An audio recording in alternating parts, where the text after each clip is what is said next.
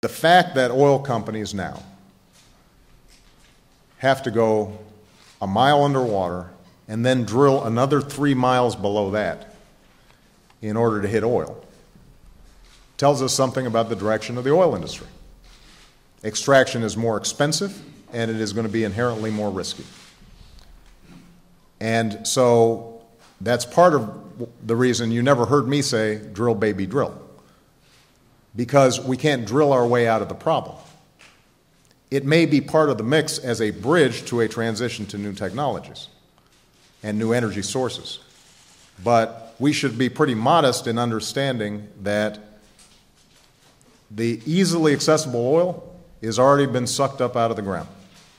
And as we are moving forward, the technology gets more complicated, the oil sources are more remote, and that means that there's probably going to end up being more risk. And we as a society are going to have to make some very serious determinations in terms of what risks are we willing to accept.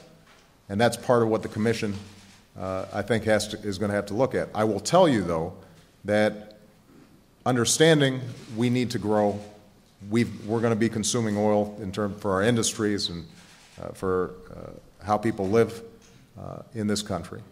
We're going to have to start moving on this transition.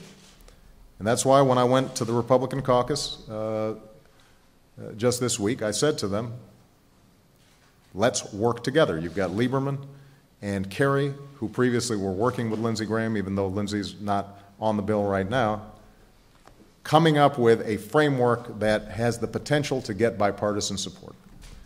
And says, yes, we're going to still need oil production, but you know what? We can see what's out there on the horizon. And it's a problem if we don't start changing how we operate.